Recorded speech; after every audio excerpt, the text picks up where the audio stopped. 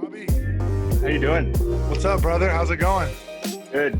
Just, getting through it. Long time no see, man. It's been a I minute. know. I know. Where are you living now? So I live across the street from AT&T Park. Mm, I've been here for a couple of years with my lovely girlfriend and nice. my brother Dominic, who's the co-host. Say what's up, Dom. Bob, how you doing? Good. How are you? I'll I'm put doing. you so I can see both of you.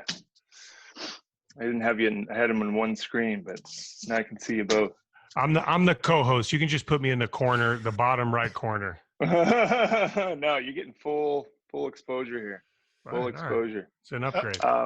So you're in LA or where are you?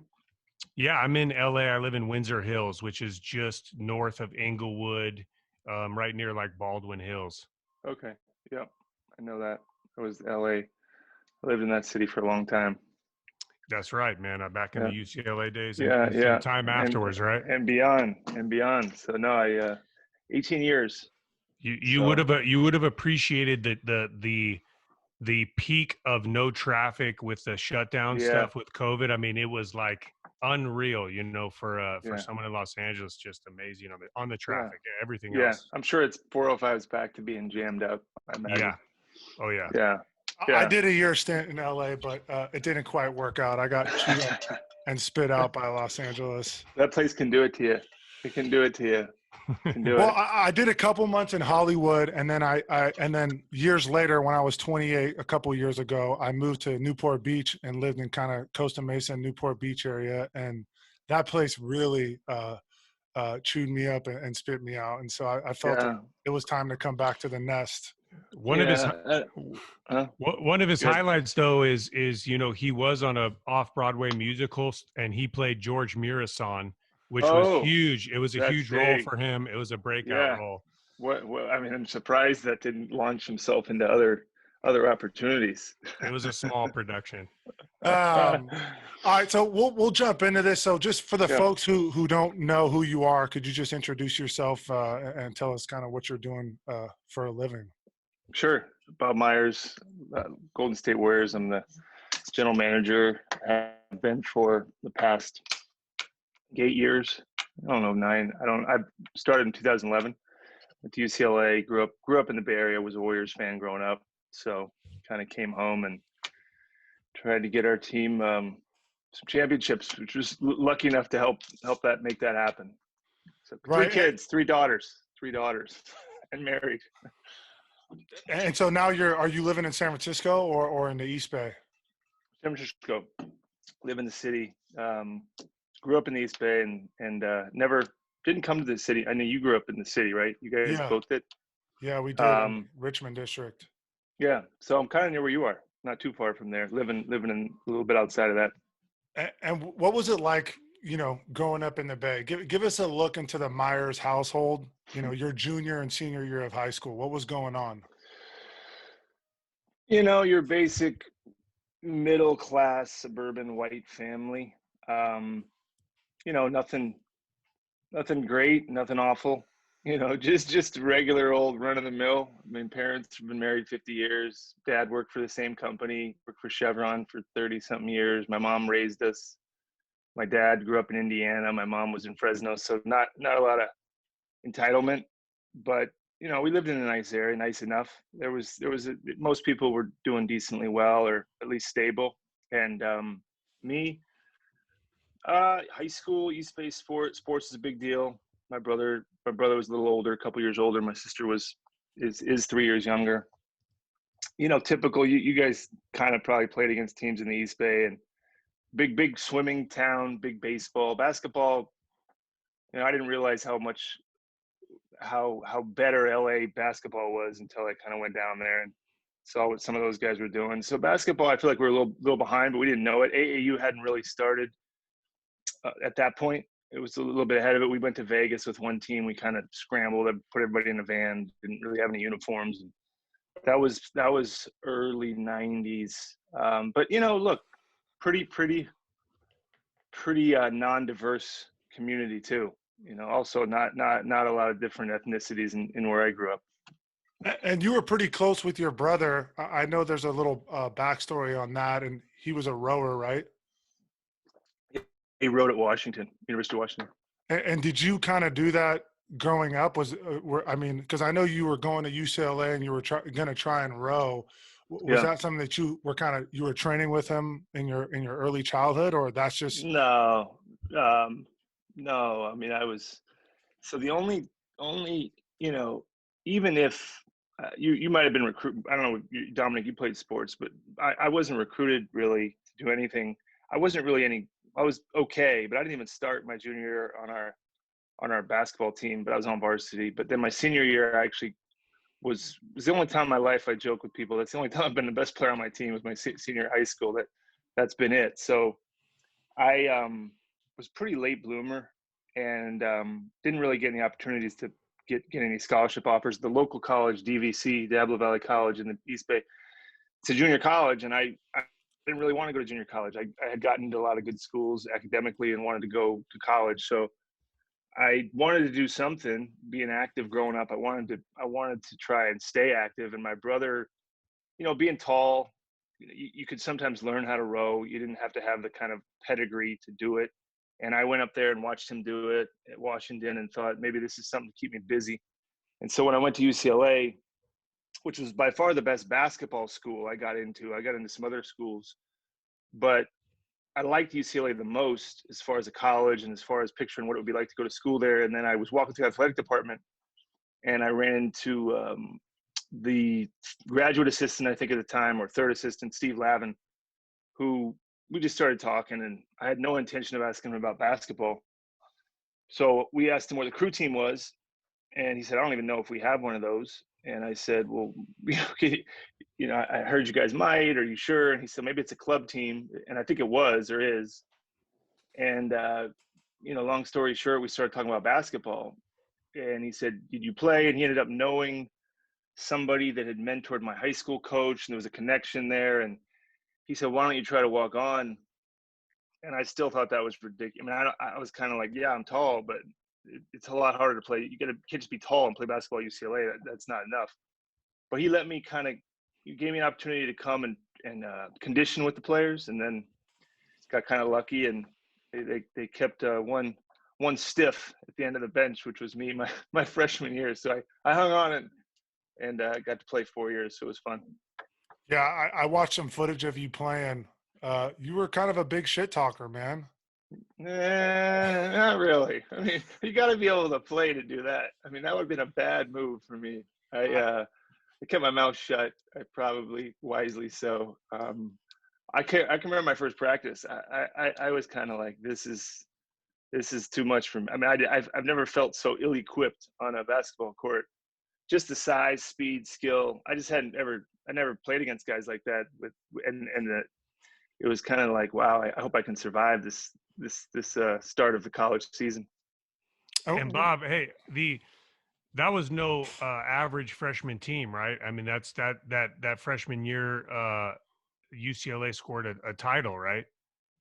Sophomore year, freshman year, Sophomore we were year. still pretty good. We were, I think we shared for the Pac-10 at the time title, but we had a good team. We lost in the first round of the tournament though, but we were good. I mean, we were always at that time being at UCLA. I mean, you were always kind of expected to even win the conference. I mean, it was kind of like that was no big deal. You were supposed to go to the Final Four and win championships. Kind of that's what was expected. It'd be like going to Alabama now and being a football player. Who cares if you win the SEC? You got to win the national championship. It was a little bit like that when I was at UCLA. But yeah, it was a disappointing year. We had a lot, but then the next year we won it. So maybe that kind of set the table for coming back better. Do you feel like you got more serious about basketball? I mean, obviously you did, but going into college, or was that something that you kind of had picked up on, your junior and senior year of high school? Like, when did you feel like, hey, this is something that I really want to be doing, whether it's, at the college level or even after college professionally? The truth is it was never a reality for me because I'm not saying this to be humble. It just wasn't really realistic for me to even play in college. So first I had to get to college and realize, can I even do this? And then realizing that I probably, you guys played sports, and, Mike, I know you played basketball, but, I always kind of envy the guys that thought they were a lot better than they actually were, Right. because I was the antithesis of that. I thought I was worse than I actually was. And you need confidence in this game. And I think it hurt me that a lot of these kids now, they play AAU, they develop a confidence early. And I was such a late bloomer that I always kind of pictured myself as just trying to, just to get on the court. And I think it hurt me kind of confidence wise. It does, even if I would have had confidence, I was never going to play in the NBA and maybe low level Europe or something like that. But looking back, maybe a little more confidence would have helped. But being serious, I actually don't even think I'm serious about basketball now. I actually just love it. I just love being around it. And it's just, I don't need to think about what it means to me. It's pretty deep in there. And so it always has meant a lot to me. And so I never looked at it as work or discipline. I looked at it as like, this is the most fun I can ever have, is playing basketball and being around the court. Bob, you brought up a good point about, people that come in with a complex. I know Mike played some college ball, and coming in with the need to work, and then also the ability to listen, knowing that, like, hey, I don't have the keys to having, good game. I'm going to take everything I can and soak it in. I know Mike, and trying to play at Sonoma State, similar situation, walked on, but was practicing for hours, taking every, tip he could get. Do you see that translating in the NBA, where some players come in, big prospects, and maybe let down a little bit, versus some players that are coming in and are extremely humbled and really just taking every piece of information they can, and every, coaching tip, and trying to become a better player? Yeah, look, it's a character thing, I think, as much as anything, Dominic. I mean, the more you like what you do, the probably better chance you have at being good at it, because you like the work.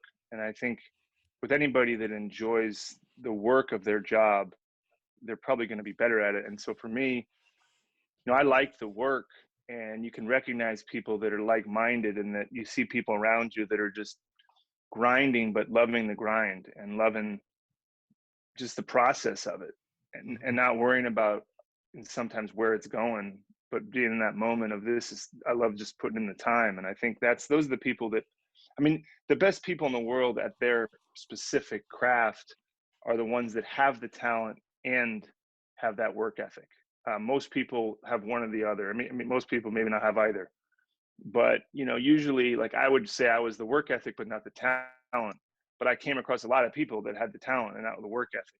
And if you're going to compete, especially at the professional level, that if you're not going to work, that talent level has to be so great, or you have to physically be so gifted, that even then it often catches up with people if you don't put the time in. But at the same breath, if you don't have the talent, I mean, probably not great for the 10-year-old boy that's dribbling in his driveway right now. But if you don't have the talent, you can work all day long. But the gift of that effort is, for me, people say, well, you wish you would have played, NBA or this or that. I know I wasn't good. I tried. I played all the time. I worked all I could. So when the journey's over, I never said to myself, I wish I would have done more. I wish I would have tried harder. I wish I would have competed more. I wish I would have gave it more. That's what you get when you fight the fight and go on that journey of work in whatever it is. If your goal is to be, in anything in life, if you say, it's like failing a test, and you can take that F, it doesn't feel good. But if you studied and did every possible thing to prepare, you can live with that. It doesn't feel good, but you can live with that. For sure. I got to ask, so you put in all this work. My father-in-law is from Oregon, huge Oregon State fan. So obviously you put in all this work. Tell us about the game against Oregon State. I was reading up a little bit on it. Obviously a breakout game for you, a huge game. I think you had 20 points, player of the game. Tell us about that, and just the road. Obviously freshman, you're walking on, next thing you know, you're the man against Oregon State. And I got to make sure. Yeah. The man for one day, but it, yeah, I mean, look, that was one of those times where I remember the game before that, the coach put me in the first half, and I was a junior. And I never played much at all. My freshman year I didn't play much. I was just happy to be on the team. My sophomore year, we were 31-2 or 32-1, and I played in blowouts. We were great. We won the championship, and I shouldn't have played. But my junior year, I kind of kept working, and I remember the coach came to me, I think before the Oregon game, not Oregon State. He said, "Hey, look, be ready." I was kind of like, ready for what? Like, what do you mean? I'd never been in a college game in the first half. You got to understand, like after 2 years. So it's like, okay, I'll be ready. And he put me in, and the ball, Mike knows. I mean, down when he play, like sometimes the ball lands in good spots for you. It finds you an offensive rebound. I made a couple good plays, and then I did some good things. And then the next game, I think the coach had a little more confidence in me. And I think one of the assistants was kind of saying, you got to give this guy a chance. And then that Oregon game happened to be Oregon State. Our starters just weren't mentally there. They weren't kind of, you got to remember it was a home game. They felt like they could just walk out and beat Oregon State. And you can get caught not respecting your opponent. And our coach Herrick just pulled all the starters and said, you guys sit down. And he did like a hockey substitution. And I was one of those 5 that went in. And again, it was one of those deals where offensive rebounds, a couple, putbacks and a couple layups, and all of a sudden it's 20 points. And it was fun. It was nice to we won the game, but it was, honestly, Mike knows me probably a little bit on the basketball court. I just like playing basketball. I didn't care if it was people watching or in college or in a rec league or a pickup game. I guess it was more fun that we won. I don't know. I really, people, when I was leaving UCLA, you're going to miss basketball because they knew I wasn't playing. I said, no, I can go play today. Go play right now. Like it's not, I miss it more now because I'm hurt, Yeah. But I can't, but I don't miss it. I was kind of like, what do you mean miss it? I can go play. I don't play I knew I wasn't going to get paid to play, but I was thinking to myself, well, nothing happened. I mean, I can still go play if I want. So, that's how I looked at it. So you graduate from UCLA. What was your major again? I'm blanking. Business economics. And so after you graduate, you decide to become an agent. Where was the motivation to kind of go down this route, and what's the backstory on that process?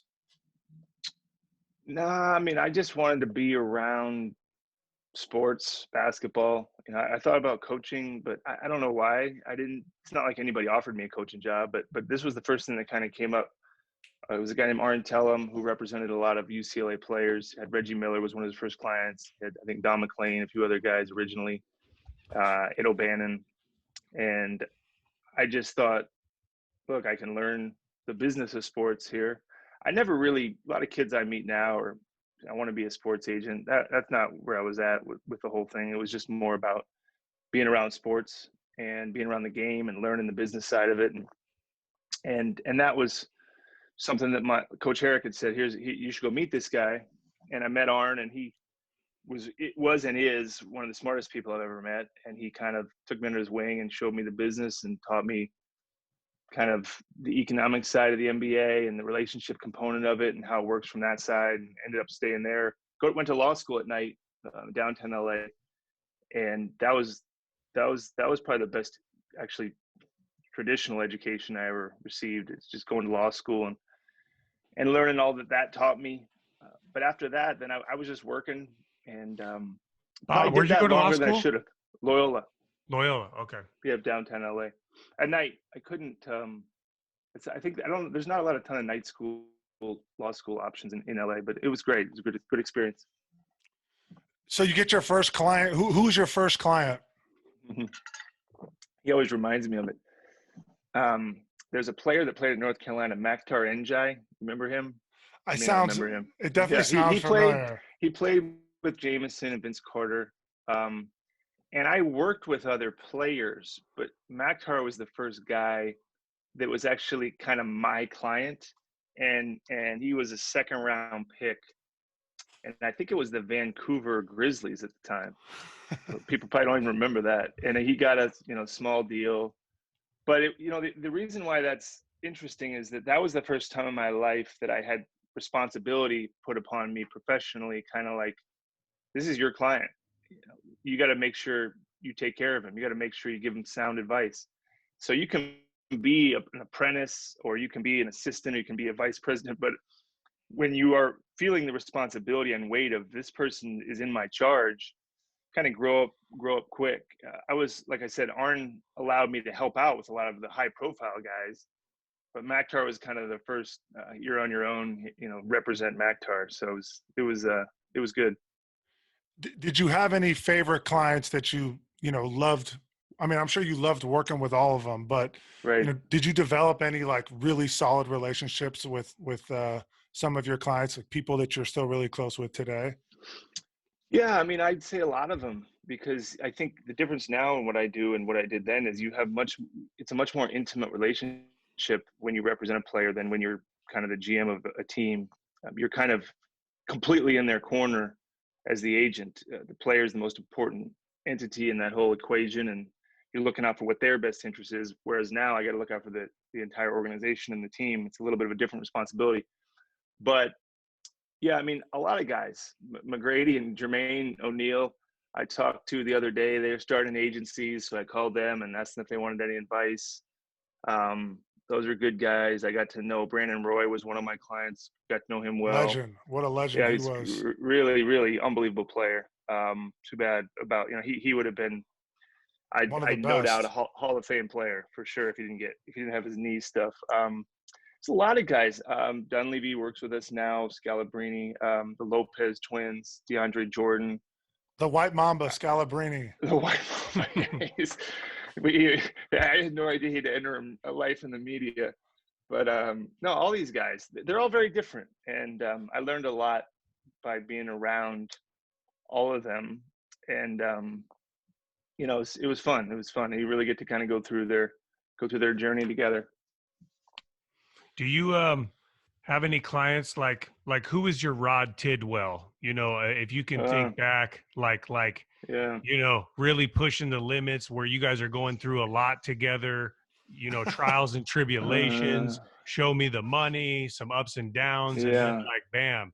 And that's an extreme portrayal. I know, the movies aren't real life, but yeah. Well, there's a couple guys. I mean, Brandon was such a unique thing because to watch his ascension in Portland, you got family up there. I mean, he was a guy that was projected to come out early and tried, and then he came out for his senior year, and to watch him be so good so fast, and then to go through his injuries, and he got his contract, and then having to kind of retire early. There was a lot of kind of moments where highs and lows there. And then TJ Ford was a guy I represented who again was, really kind of vibrant guy, and he had some issues with his spine, and being in the hospital with him, and he can't move after he got hit in the game in Atlanta that I happened to be at, and kind of watching his career. And now he's staying in basketball in Texas. And that's what makes it enjoyable. I mean, it's relationships. It's the relationships you build and that you develop with people. Not quite as neatly wrapped up as the Tidwell one. But there's all kinds of versions. I say, if you watch Jerry Maguire, they say, what's it like to be an agent? I said, all that stuff happens. All that stuff happens. It just doesn't happen kind of that neatly wrapped up in a movie. But if you want to say you just lost your client right before the draft, your client saying he wants to get paid, your client's comparing himself to somebody else, you lose clients, you decide if working at a big company is the right thing to do, should you go up by yourself? What does that look like? Dealing with clients' families, that's all real stuff. It just, the movie did a good job of doing it in a Hollywood way. They put like a year's worth or a career's worth of experiences into 2 hours. Yeah, and the romantic piece, obviously people remember that there's that you don't have time I had no time to date anybody at that time of my life. Yeah, just working. Would you say that moment in the hospital that you had just mentioned was kind of crazier than last year with KD or last year with KD and Clay and all that went down with them? Oh yeah, I mean, when you're sitting there with somebody and they're like, I can't move, I can't feel my legs, I can't, they're crying, and they're like, you see somebody, in the hospital with the neck thing on, and you're kind of like picturing the worst. Yeah, I mean, that's life. That's like paralyzed, and that is tough. I'll never forget that. And then, it's so honestly, guys, I mean, so many doctors' offices, to be honest, so many MRIs with guys, so many different surgeries, so many different things to consider. There's so many pivotal moments, and injuries are such a big part of guys' careers that you just are, you're thankful when guys stay healthy. It's a really hard thing for players to do. I mean, there's a few guys that can play their whole career without issue, but most guys experience injuries at some point. Yeah. Yeah. Just kind of one last question about the agency work. Is there any, like, I've always been curious about this, but are there any tactics that you use as an agent to get more money for your clients? Like I work in sales, and, there's ways for me to kind of, get more margin, or find ways to sell more. And I've always been kind of curious how that process is, when you do have a client who is asking for more money, but maybe he's not worth it, or maybe you can't get it for him. Yeah, I mean, most people think they're worth more than they are, but you try to kind of respectfully and politely say the market will tell you how much you're worth. Mm-hmm. Usually, that's how if you want to sell your house right now, you can pretend like you know what people should buy it for, but whatever they buy it for is what it's worth. And so, guys, you say some guys are underpaid or overpaid. Well, usually, what you get paid is what you're worth. And some people have a hard time accepting that because, like life, there's so much comparisons going on. I'm better than that guy. I can't believe he's making more. We do it in non-sports businesses. Well, why is that guy making more money than I am? I'm smarter than he is, or I work harder than he is. There's a lot of that kind of bleeds into the comparisons of contracts. But I never, it's such a small fraternity with agencies, and there's only 30 general managers. So if you're talking about taking shortcuts and let me get over on this guy, this agent, this team, and say, hey, I got an offer for $7 million. You got to beat that. And then that team ends up paying $8 million, and they find out a week later, 2 weeks later, that was BS. There was no $7 million offer. That's going to come back to get you. You can win that battle, but you're going to lose the war. And so for me, I always felt like I'm just going to tell the truth. The issue is, though, most people don't want to hear the truth. Most people don't want to hear that, listen, you're a $5 million player. They'd rather have somebody lie to them and tell them they're an $8 million player. And so I probably lost a lot of recruits by telling them, I don't think you're a lottery pick. I actually didn't believe they were. And if another agent came in and told them he thought they were, they're going that direction. But on draft night, when they don't go in the lottery, now what? Like, I don't want to deal. I don't want to, I don't want that on me. But a lot of people will take that short route and just say, I'll deal with that later. I just got to get the client. I'll deal with that disappointment later. That's just not something I'm good at. But if you're in sales, there's some of the best salesmen may not be the most morally sound guys, but eventually you get a reputation for that. Yep. And people find out, you may make money, you may get promoted initially, but at some point you learn that will be who you are. That'll be what you're known for. It's like, that guy, yeah, he just lies, man. He doesn't even tell the truth. And I believe that at some point you're going to pay the price for that. And so I was just trying to always be honest about it. Yeah, it's funny you mentioned that about knowing your worth. I feel like with social media today, people's heads are blowing up so much. You brought up, playing AAU, young kids, they're being told that they're so special at such a young age, and then, their careers are cut short, and they don't even make it to the college level. So definitely interesting points that you make. Yeah, I think the social media stuff's fascinating. It's not just basketball players. It's look at me, and my life's better than yours, or look at the best picture I've ever taken of myself, and let's put that out there. And that stuff's dangerous to me because then the people that are putting that out know that's not really what I look like, or I don't look like that all the time, or Right. I'm actually not feeling that good, but maybe this picture will make me feel better. And so that stuff's dangerous, man. That's a whole nother issue that's not just in sports. That's affects everybody. Yeah. I'm sure you got to keep up with everything for work, obviously, but I did a month off of social media, and it was unbelievable, especially when people are bringing things to you, or, did you hear about this? And you're like, man, I'm happy I didn't hear about that, because so much on there is this giant, Chappelle had a thing about how you'd hear about like a tough thing, but now you're hearing about everything going wrong or right in the world, and you're not stepping outside of your front door looking at what's around you and the things going right and wrong. And I know it's got to be tough for you at work because you have to stay pretty in touch with a lot of stuff going on, especially in the sports world. But Yeah. The 1 month off social media was good. Yeah. No, everybody's got to do it. And I think that's interesting, and that you did that, and that you kind of experienced it at least. But I never, I came up a little later, maybe older than you guys, but I never was on Twitter or Instagram or whatever people are on. I never have followed it, and I never had an account, because I just feel like, there's not enough time for me to be productive. And if something is that important, it'll find me, right? It'll find me with a phone call. It'll find me with a text message, email, whatever, in person. Telegram.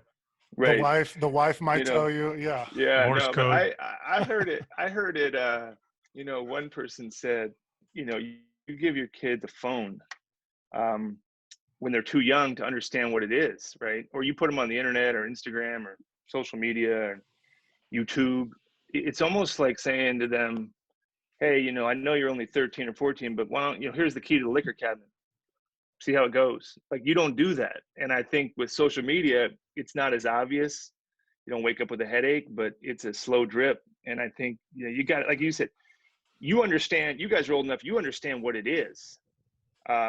Like when we were joking before we went on, I don't know if it was being recorded, but when we were talking about living in LA, Mike, and you said it kind of chewed me up and spit me out. Oh, dude. I said, listen, man, when I got to LA, I was 18, and not an indictment of people that live in no issue with anybody from LA, but I could tell who grew up in LA and who didn't. Quick. And you're kind of like, okay, now you feel like you're a little bit on the outside of that. And LA, you gotta have real confidence to make it in that city. Like you're any insecurities you have, they will be tested. Tested. And it's not an easy place to kind of, and people are probably laughing like, oh yeah, how hard is it to live in whatever, Santa Monica, Brentwood. I'm not really talking about like hard. I'm just talking about like for your mental health. Yeah. Sure. It's a different deal. And so, stuff like that, you got to just be aware of. Yeah, absolutely. So we fast forward to 2011, you decide to change the course of your career, and you go for the assistant GM job, right? And yeah. I read somewhere that you ended up taking a pay cut to take that job. And I was curious, first of all, if I'm wrong, you can correct me, but, like in your mind, how was that easy to do? And did you know, like, was the plan always to become the GM? No, I mean, the hope, not the plan, but it wasn't, it was maybe I'll be able to earn that one day, but never, it wasn't promised. It wasn't promised kind of overtly or implicitly or explicitly. It wasn't promised at all. It was kind of like, hey, come here and we'll see what happens. And, I just wanted the challenge of it. I probably held on to being an agent longer than I should have. I don't know if you guys have been in jobs where, probably my own fault for sticking in something for a few years that I wasn't, I can understand people changing jobs, but I probably held on for 3 or 4 years too long. I was already thinking about, I should do something else. So it wasn't hard to pivot. I was kind of looking for some reason to go professionally. But at that time, we just had a baby. My wife, she went to USC, and we were pretty settled in Los Angeles. So it was a big move, even though I was coming back to where we grew up. Mm-hmm. But yeah, it wasn't for the money. It was probably less. It'd be like when you're an agent, if you're an investor, you're an agent, you own a lot of different portfolios and stocks, and you're invested in a lot of different players. So your risk is spread out. You're not going to get fired by all of them all at once. Right. But when you work for a team, you upset your owner. That's like having one stock that goes bankrupt. You can be fired, and so it's a little bit more risky. And but look, it didn't take me long to decide that's what I wanted to do. What was that job interview like, or did it fall into your lap? Did you meet somebody, or was it kind of like someone put your name in the hat for the job? Yeah, I mean, I asked Danny Ainge. I didn't know our owner, Joe Lacob, but I asked Danny Ainge to introduce me because I knew Danny Ainge had some players with he's a Celtics GM. And I said, can you introduce me to Joe Lacob? Joe was a minority owner with the Celtics. And he said, sure, I'll put in a good word. And met with Joe. I wouldn't even consider it an interview because at that point, there wasn't a job available. I just said, hey, I grew up in the Bay Area, wanted to meet you. I think I had Darrell Wright on the team at the time. You right? And I said, yeah, I said, can I said, look, if they ever see something, a role for me, let me know. And I left thinking nothing's gonna happen, you know. And he called me a few months later and said, hey, I've been thinking about when we met. How do you think you could fit? And at that time, you know, now you see teams with 3 or 4 assistant GMs, but at that time, front offices were a little smaller. And we talked about, could I use my legal background? How would I fit? And eventually he said, let's just figure it out. Let's just come on board. You'll be an assistant GM and we'll see where it goes. And at that time, like I said, that was about 10 years ago.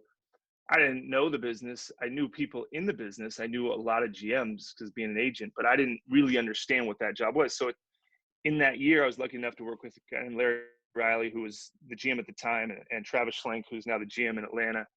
And they were really Larry Harris, who still works with me, who was the GM in Milwaukee. So I got to kind of be around all these guys and kind of be a sponge and soak it up and listen to what they knew and what I didn't know. And then in the year, our owner promoted me in 2012, I think April. When you were sitting with Danny Ainge, did you ever think, man, I'm sitting with an NBA Jam Tournament Edition legend, a go-to pick on the Phoenix Suns when you need the three-pointer, always there? See, that's my problem. I don't know these things, so I never had that moment. I never got to experience. I just thought, here's Danny talking about whatever he's talking about.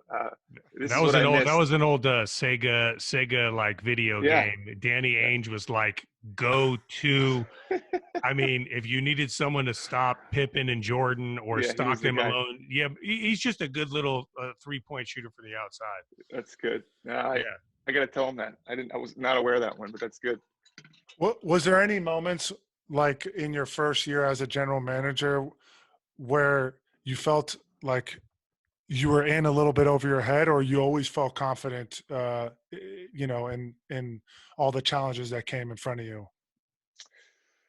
I don't know that I felt like I was in over my head. I mean, but I also never felt like I had it figured out. I Right. felt like I can do this work, but I did have to understand you can be impatient when you're an agent. You can actually like kind of expect results quicker. But on the team side, I learned that there's moments where you can change your roster, but there's only really 3 of them. It's the trade deadline, the draft, and free agency. Outside of those windows, nobody's really doing anything. So if you don't like what your team is or like what you have, or you sign a bad deal, you just got to wait. And that's frustrating. And I hadn't really understood that until I was on the NBA side. I mean, we talk about waiting, you know, 2015, you know, big year. Warriors win their first NBA champion. You brought Big year. a lot of joy to Dominic and myself, Dude, to our lives. But big year. I mean, I'm sure, you know, there's a lot of time that goes into being a GM. You know, what's this stress like on family, friends, social life? You know, we talk about mental health. Like, what were you doing during those, you know, I mean, I'm sure you're up late, you're wheeling and dealing, you're, you know, trying to make the right decision. You know, how does that process all go down? You know, it's kind of like one day at a time. You know, it's kind of like, how did you become a good basketball player? You go, well, I mean, it started when I was 10. You know, it started when I was 15. It started when I was 20. It started with me trying to get stronger in the weight room and then trying to get better athletically or get a better jump shot. So as far as the ride, so to speak, a lot of people saw the end of the ride, but to be on it and watch a young kind of just Steph getting healthy with his ankle, or watch Clay develop into what he is, and watch Draymond figure out a position and see what Boga could do after the trade, and then seeing, you know, Harrison Barnes trying to figure out how he fit in, and then kind of always wanting to sign Sean, but being kind of one step late to that, and watching him stay in Brooklyn and then, you know, the Iguodala deal and all these things. When you're in the moment, you can't quite see where they're going to end. You just feel like they're the right thing at the time. And so when you're on that journey, for me, it was more like I'm just dealing with what's right in front of me, hoping that Right. it all comes together. For people that aren't there every day, it's probably like you get to turn on the TV or go to a game, and that's your exposure. So it makes it sometimes feel like, how'd this happen, or this is crazy. And if Right. you're in it, it's like you're making a movie. You know, I just go watch the movie. If you're on the movie set, if you and I are watching the movie together, you're going, "Oh, I remember this scene. I remember why we cast that guy. I remember the lighting in this moment. I remember we had to retake that 6 times, you know, blah, blah, blah, blah." And I'm watching the movie with you, and you're not as blindly joyful because you saw everything that went into making the meal or the movie. Right. Whereas I'm kind of like, this is an awesome movie. This is unbelievable. Like, how do they do this? So when you're in it, it's a That's little me. bit That's me at Game different. 5 of the 2015. Like, dude, someone just put something here Yeah. very crazy. You Yeah. know, No, I hear you. And that's why it's fun. I mean, I always joke, like, I think I would have enjoyed it more as a fan, because sometimes you don't want to see the grind of it. You just want to experience the fun of it. And that's part of what I do miss, though, because sometimes being too close to something is you lose that naivete of it. You lose kind of, I don't want to know. I just want to have fun. And so, yeah. but it was, you know, fulfilling, absolutely. Gratifying, sure. But that kind of like what the fans get, you miss a little bit of that. But that, you know, that's fine. It's like I work at a firehouse where I have to cook for 14, and I'm so disgusted by the meal because it was that when we sit down, I'm like, I'm not even hungry, you know, but, and I'm not that good of a cook, but they're like, you know, it's a decent meal. But like, you know, what you're saying, there's so much blood, sweat, and tears into every step that you're involved in. And then you watch this thing unfold. It is, I believe, you know, for sure sweeter for us that we just get to see this game. And it's like, wow, look at all these Yeah. pieces come together and look at this roller coaster of a ride. That's amazing. And all I had to do was just click the button from my couch Yeah. and grab a beer, you know? Yeah. No, well said. Well said. So, you know, now we're 2019, 2020. Would you say that, you know, this is probably one of the more challenging years as a GM? Nah, I mean, look, it depends. Again, you look at it from a fan perspective, yeah, but from mine, I don't know. It's a chance to kind of rewrite the script a little bit. So I don't know if it's challenge, sure, but it's challenging also just keeping things status quo. That's hard too, to keep everybody connected and together. Maybe it seems simpler, but you know, the last 5 years, that's keeping everybody at the dinner table happy, and the dinner's going on a long time. That's a different thing. Now we're shifting out chairs and people, and yeah, maybe it's harder, but it's also, I don't know that it's more stressful. Actually, I don't feel like that. I feel like you got a chance to do more things. You know, I know you say you're talking about the end result. You know, when you look at the last 5 years, you know, which one of them was your favorite? Maybe, well, you know, they're it's like asking about I got 3 kids too. Yeah, I know. They're It's all okay. different. I My mean, mom tells me I'm the favorite all the time. Trust me. that's obvious. Mike's That's Mike's not obvious. around, but she'll tell me, "Hey, Dom, you know, Yeah. You know, I'd say the first or second, I mean, they're all good, but the first one was so out of nowhere. And the second one was coming off the game 7 loss at home, was such a kind of redemption kind of thing. Felt really good. And the third one was, they're all back to backs are pretty unbelievable too, but they all have a different, kind of story to them. But you know, it's hard to say. I mean, I can't say one was the best. There were different emotions, like gratifying, the second one. The third one was kind of like a race well run. It was kind of like, man, that was hard, but we got to the end. And then the first one was just, that was like a dream. You know, Yeah. that was just kind of out of nowhere. Well, you know, I'm banked for questions there. I know Dom has a quick lightning round for you. Dom, you got any other Yeah. questions for Bob? I have so many questions, but we know you have a busy job, and we want to keep the future championships going. So your time is best spent, working on Warriors business.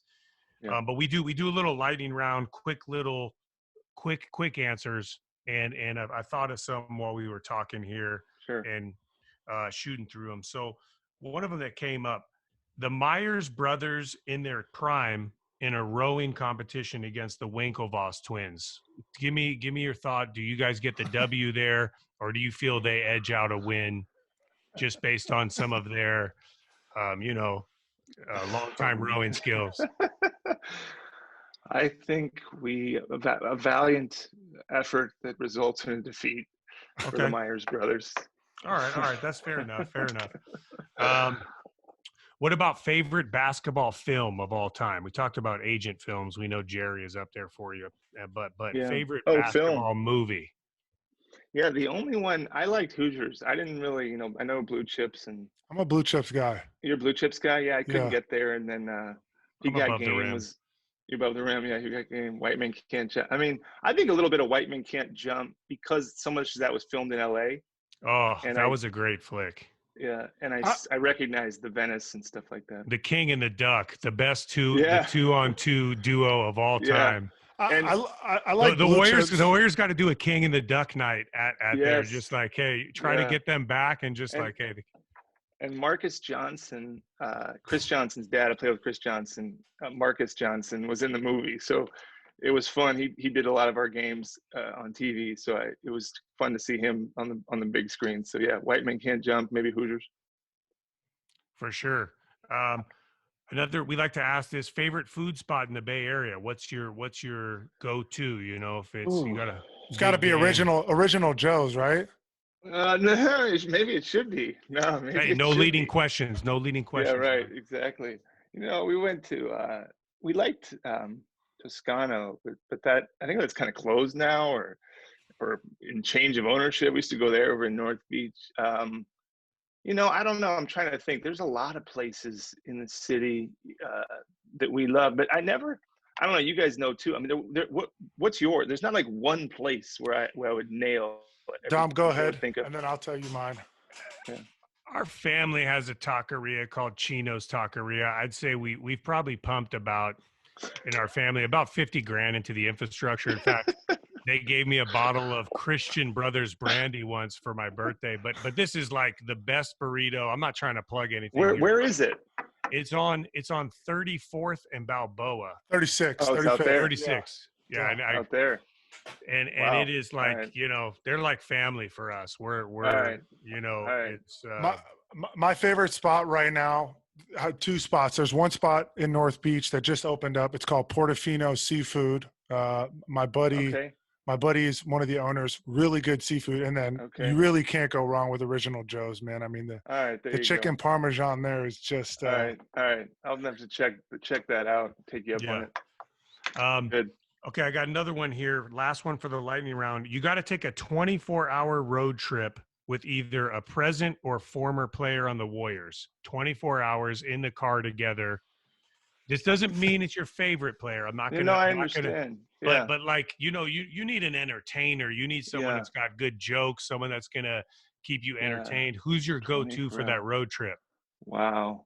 I Wow. figured Wow. you'd choose Wow. Steve Kerr. I mean, I gotta say, like Don Nelson would be pretty interesting. I know he didn't Wow. play, but that guy, I think that would be a good story for 24 hours to be on the road with him. But Yeah. the player, I mean, growing up, for me, it was, I know Mullen a little bit, Hardaway a little bit, it's Mitch Richmond a little bit. I'm trying to think of like, who I would have liked to, I don't know what he was like, but he was kind of a guy I liked growing up was Larry Smith.